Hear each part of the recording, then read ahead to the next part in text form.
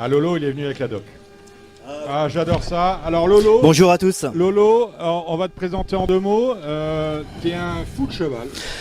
Ah oui, depuis l'âge de 14 ans, je suis sur les hippodromes, donc c'est vrai que... Voilà, donc les chevaux, c'est ça. T'as été un des supporters de la première heure de Bald Eagle. C'est ça. Ah, tu faisais partie, t'étais l'une des chevilles ouvrières du club des supporters de Bald Eagle. Ouais, avec Philippe Bastien et puis Seb Sutton, et puis toute l'équipe qui vient de nous rejoindre, tous les... Qui t'a permis de rencontrer beaucoup de gens.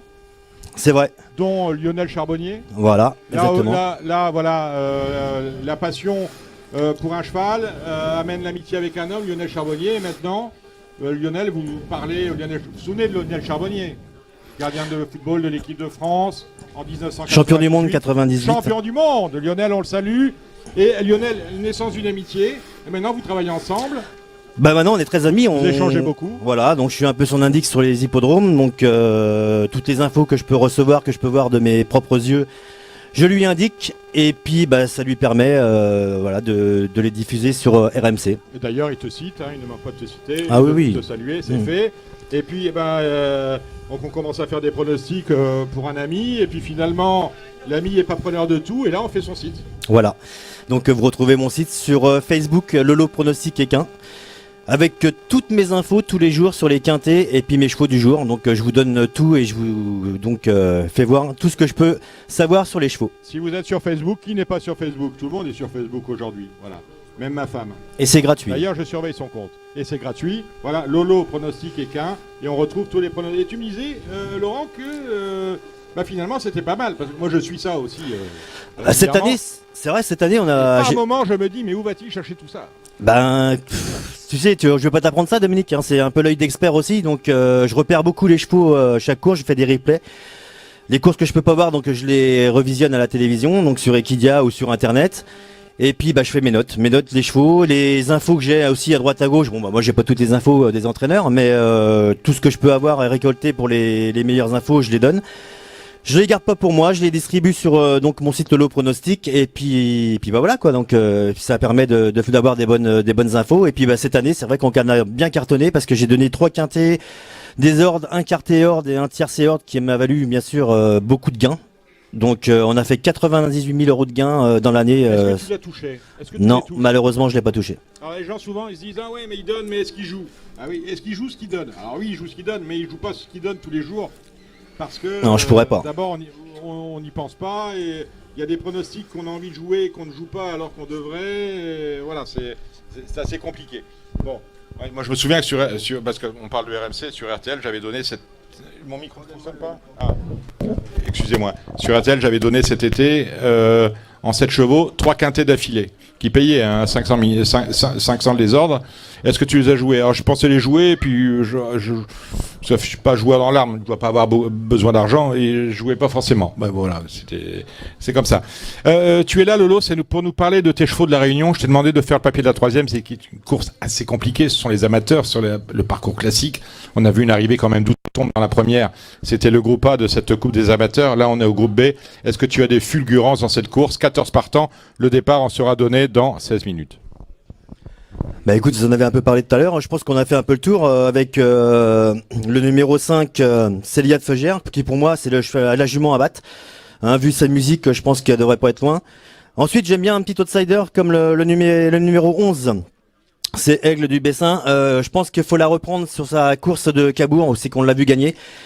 Et elle peut faire un numéro aujourd'hui. Et après, je vous confirme que le numéro 4, California Charm, pourrait bien sûr bien se placer dans les 3 premiers aujourd'hui. Donc voilà mon petit trio 5, 4, 11 pour les amateurs de trio, ou sinon jeu simple. Alors 5, 4, 11, si on partait de cette proposition de jeu de Lolo, on y ajouterait 5, 4, 11, on y ajouterait le 3, Bracogiel, dont nous a parlé tout à l'heure Quentin Passalboni, le 5, c'est de Fogère, Michael Corny, rien à dire.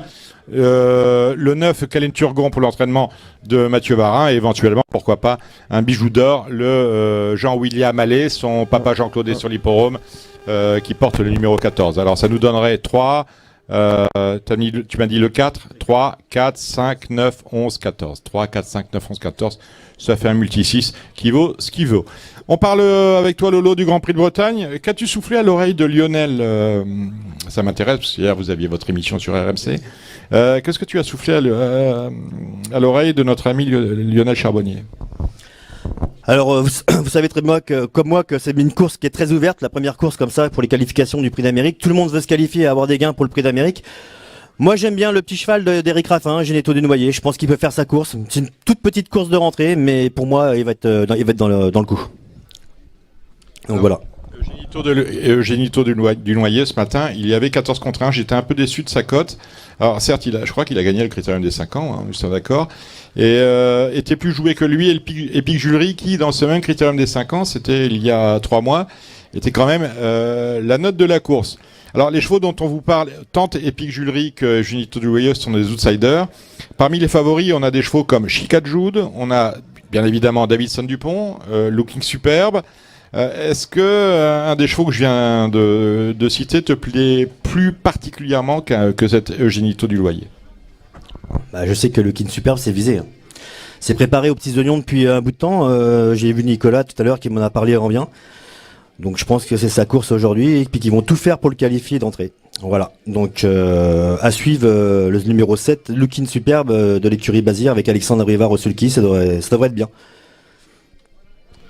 Donc le Prix de Bretagne, c'est votre quintet, vous avez tout le temps de jouer, la course, le départ en sera donné dans un peu moins d'une heure maintenant. On entendait, je ne sais pas si on les entend sur le site, ce sont les Flonflons, Grand Prix de Bretagne, donc groupe folklorique breton, hein, on parle des galets de Saint-Michel et des choses comme celle-là, donc on les entend et on entend les cornemuses. Est-ce que tu as d'autres fulgurances dans la réunion? Alors on m'a dit, et je l'ai vérifié par moi-même, que cette réunion-là n'est pas nécessairement une réunion pour flamber, mais c'est une réunion à regarder parce que les courses sont difficiles. Alors je suis pas tout à fait d'accord avec ça, parce que une réunion pour flamber, généralement, c'est quand les favoris sont fiables. Ici, on l'a vu avec peut-être pas la deuxième, en tout cas la première. Il y a des cotes à l'arrivée, autrement dit, il y a moyen de gagner beaucoup d'argent. Est-ce que, soyons fous, osons de gros outsiders, on peut dans cette réunion? Bah, gros outsiders, c'est toujours difficile à déchiffrer. Moi, j'aime bien dans la 6e course, et voilà de Muse. Je crois que ça a été préparé par Sébastien Garato. Il pense le voit bien faire. Si jamais il part, ce cheval-là avec Éric Raffin, je pense qu'il peut être dans les 3. Et dans la même course, attention au numéro 14, Filou de l'Auvergnat, qui est un très bon cheval de l'écurie Leblanc. Johan Le Bourgeois, tout à l'heure, m'en a dit le plus grand bien. Donc dans cette 6e course, et voilà de Muse, le numéro 5, et le numéro 14, Filou de l'Auvergnat. Ensuite, on va passer dans la 7e course. C'est un favori, mais je pense que c'est un Thomas pour Damien Beau, nos montées. Faut pas les négliger, c'est Cadet, le numéro 4. Pour moi, c'est sa course. Et j'avais repéré aussi un petit cheval dans la 8e. Le cheval de Gilles Delacour, le numéro 12, Fête Cerisy. Les déférés des 4. Franck Nivard, pour moi, ça sent bon. Est-ce que dans la semaine où on va avoir un programme de Vincennes beaucoup cette semaine, est-ce que d'ailleurs t'es plus trop ou obstacle? Trop ou plat? Je suis beaucoup trop. Maintenant je me mets dans toutes les disciplines, galop, obstacle, tout, je fais tout, mais je suis quand même plus trotteur quoi. Est-ce que justement, parce qu'on entre en plein dans le meeting, c'est quoi ton cheval du meeting? Je sais pas encore, mais je sais pas encore fait le papier possible, mais je peux pas te dire, il y en a tellement des chevaux. Tu m'aurais posé cette question-là il y a, dans une semaine, je t'aurais peut-être répondu, mais là, une semaine ou 15 jours, mais là, c'est pas évident. Parce que mon cheval du meeting, si on me le pose, c'est vrai que je fais un concours sur Facebook, le concours de mon confrère de Paris Turf, Jérémy Lévy. Cheval du meeting, j'étais un peu, je regarde pas les courses en province régulière. Je les regarde, mais j'ai pas de fulgurance. Et là, je me suis dit, je vais mettre Bold Eagle. Bon, je vais mettre Bold Eagle. J'ai mis Bold Eagle dans le cheval du meeting parce que tout le monde l'a un peu enterré. Je suis pas sûr que ce soit juste finalement.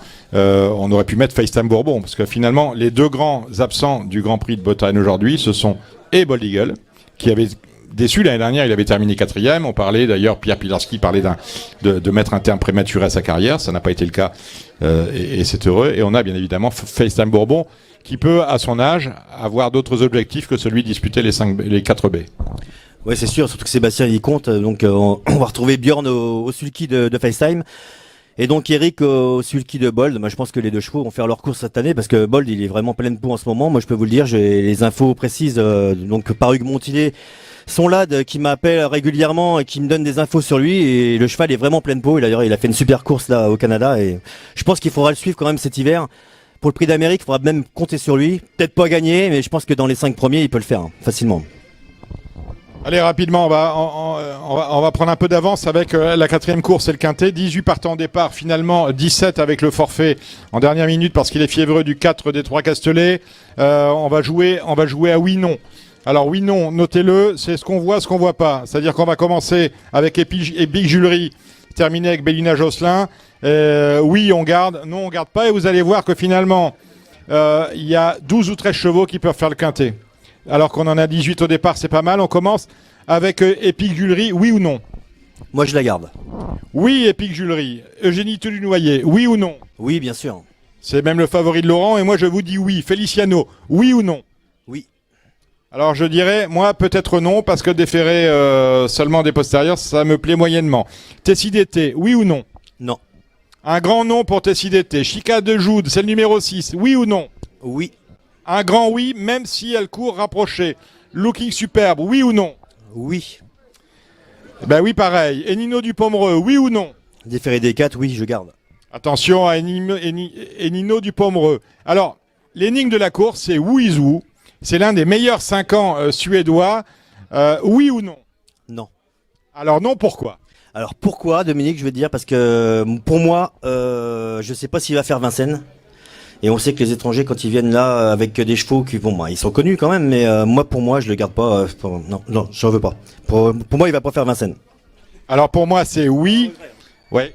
C'est un regret. Hein. Alors pour moi, c'est oui parce que Wizou est une origine française. D'ailleurs, on aurait pu en parler avec Pierre Vercruis. La grand-mère, vous l'avez peut-être connue, la grand-mère de Wizou, c'était Élite Lopa, qu'entraînait et drivait Pierre Vercruis. Donc c'est une origine pour réussir à Vincennes. Le papa, c'est Maharaja. Maharaja, à qui on doit peut-être l'un de mes plus beaux meetings d'hiver de ces 25 dernières années, le fameux meeting d'hiver où il y a eu une bagarre pratiquement tous les 15 jours entre Eredicash et Maharaja. Maharaja qui a gagné son Grand Prix d'Amérique en 2014. Donc pour moi, je serais tenté de vous dire oui. Vous voyez, on n'est pas tout à fait d'accord. Finalement, on pense que Delia du Pomereux, le numéro 10, oui ou non? Non. Et pourquoi? Et pourquoi? Parce que Franck, il manque, j'ai vu tout à l'heure, et il a peur que ça soit un peu juste pour elle. Quand même, la dernière fois, c'était le Marcel Roland, c'est pas mal. Oui, c'est pas mal, mais bon. Marcel Laurent. Il y a quand même un lot. Hein. Il y a quand même un lot, donc non. Puis c'est vrai qu'on la préfère quand même déférer. C'est pas le cas ici. Pour moi, je prends pas de risque. Je dis oui. Le 11, Davidson Dupont. Ah, bien sûr, on va garder. En tête, tout en haut d'un ticket, sans doute. Tony Gio, oui ou non? À Tony Gio, on garde. Ah ben pour moi, c'est non, étonnamment. Alors c'est non, parce que quand vous dites non, je demande pourquoi, je vais vous dire non, parce que moi je préfère peut-être sur de courtes distances, et je trouve que peut-être sur des lots moins touffus, là on est quand même sur une course à la mort, avec un lot qui tient la route, et ils sont un peu nombreux. Bayakeno le 13, oui ou non? Non. Et pourquoi? Alors pourquoi? D'habitude je la garde, c'est quand même une jument que j'adore, mais là il faut faire un choix, on peut pas tous les garder, donc j'ai décidé de l'enlever. Voilà. Donc c'est un choix, vous savez pas exactement justifier, mais vous vous dites, voilà, mais elle est rarement déférée quand même, et en tout cas, voilà. Non, mais parce que moi la course je la vois le mâle Davidson et les femelles Chica. Vous m'avez dit non pour Delia, je la garde. Et je garde également Bayakeno. Donc pour moi, c'est oui. Drive Life, oui ou non? Je garde pour une surprise. Alors ça, c'est pas bête. Elle me pose problème parce qu'elle a eu, d'abord, elle, de gros problèmes de santé. Cette Drive Life qu'entraîne Louis Baudron. Oui, c'est Louis Baudron qui l'entraîne. Elle est drivée par Louis Baudron. Et il a des fers quand même. C'est ça qui incite... parce qu'elle a 2 parcours désormais. À l'athlète, c'était pas nul, même si c'est une championne montée. À l'athlète, c'est pas nul du tout. C'est peut-être dans cette course de référence la surprise qui peut mettre tous nos jeux par terre. Donc, il vous dit oui. Moi, je vous dis peut-être, et je veux pas dire non. Voilà. C'est-à-dire que c'est vrai qu'il va y avoir 40 ou 50 contre 1. Ça peut être marrant. Django Riff, le 15, oui ou non? Non, je garde pas Django Riff. Voilà, Ferré, c'est compliqué. Et d'ailleurs, pour ce cheval, tout est compliqué désormais. Alors, on n'y comprend rien. Le 16 Traders, oui ou non? Je vais pas garder parce que c'est le cornulier qui est visé, donc pour moi, non. On vise le cornulier, mais ce ne serait pas le premier cheval qui vise le Cornulier à venir gagner le prix de Bretagne. Mais comme toi, Lolo, je dis non. Billy le 17. Non, pas du tout, on garde pas. On regarde pas parce que meilleur quand même au trop monté. Ferré, il est beaucoup moins performant. Donc non. Et Bélina Josselin le 18. Bélina, je garde pas. Petit parcours derrière, donc pour la remettre un peu en forme, lui ouvrir un peu les poumons aujourd'hui, je pense pas qu'elle prenne une place.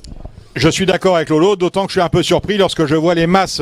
Il n'y avait pas trop d'argent ce matin, mais il va encore y avoir beaucoup d'argent engagé, tant gagnant que placé sur Bélina Josselin, alors que son entraîneur qu'on a reçu nous a dit elle n'a pas de chance. Comme tu le dis, petit parcours, on va venir finir.